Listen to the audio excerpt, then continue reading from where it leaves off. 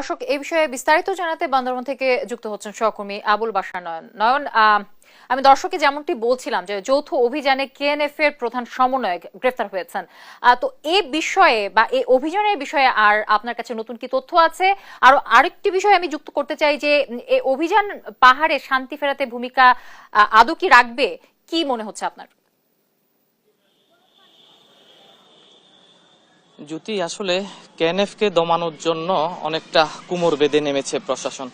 বিশেষ করে প্রধানমন্ত্রী যে নির্দেশ দিয়েছেন কুকিচিংকে দমানোর যে নির্দেশনা, এরপর থেকে মূলত আমরা দেখতে পাচ্ছি বাংলাদেশ সরকারের যে গুরুত্বপূর্ণ ব্যক্তিরা বান্দরবান পরিদর্শন করে গেছেন। যদি বলি স্বরাষ্ট্রমন্ত্রী, পুলিশের আইজি এবং সর্বশেষ আজ সেনাবাহিনীর প্রধান বান্দরবান ঘুরে গেছেন। আসলে তাদের এই বিচরণের ফলে আমরা অনেকটা দেখতে পাচ্ছি বান্দরবানের যে কম্বিং অপারেশন শুরু হয়েছে, অর্থাৎ কুকুচিংকে দমানোর জন্য যে কম্বিং অপারেশন, সেটা অনেকটা জোরদার হয়েছে। সকালে যখন আমরা বান্দরবানে সেনাবাহিনীর প্রধানের সঙ্গে কথা বলছিলাম, ঠিক বিকেল বেলায় আমরা দেখেছি র্যাবের পক্ষ থেকে সংবাদ সম্মেলন করে একজনকে আটক দেখানো হয়েছে, যিনি কুকিচিং ন্যাশনাল আর্মির প্রধান সমন্বয়ক হিসেবে দায়িত্ব পালন করছিলেন বলে র্যাব জানিয়েছে। র্যাব আরো জানিয়েছে আসলে যাকে আটক করা হয়েছে তার মাধ্যমে ইতিপূর্বে যে বাংলাদেশে যে আলোচিত জঙ্গি সংগঠনের সঙ্গে কেএনএফ এর যে সমন্বয়টা তার মাধ্যমে হয়েছিল, এমনটি জানিয়েছেন র্যাব।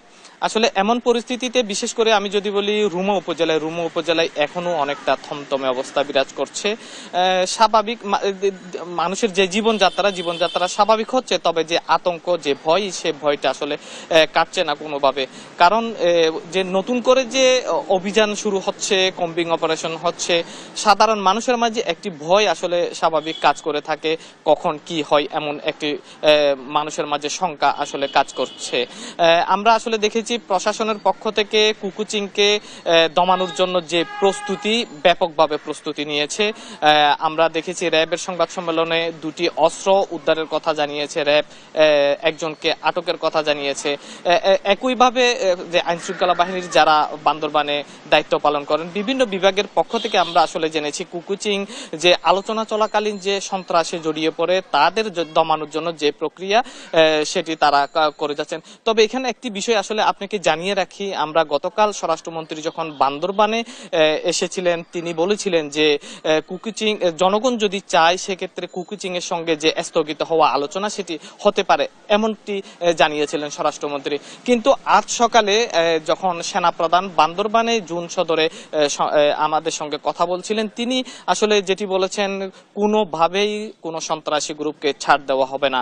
আসলে সেনাপ্রধানের এক বক্তব্য এবং স্বরাষ্ট্রমন্ত্রীর যে দুটি বক্তব্য নিয়ে আসলে আলোচনা চলছে সবখানে। কুকুচিং এর সাথে আমরা দেখেছি গত কয়েকদিন আগে জেলা পরিষদের চেয়ারম্যান কেশৈলা তিনি সংবাদ সম্মেলন করে জানিয়েছেন যে কুকুচিং যে সন্ত্রাস কর্মকাণ্ড করে আসছে, এতে তাদের সঙ্গে যে শান্তি আলোচনা, সে শান্তি আলোচনা চালিয়ে যাওয়া সম্ভব না। কেননা তাদের সঙ্গে আগামী 22 তারিখ একটা বৈঠকের কথা ছিল।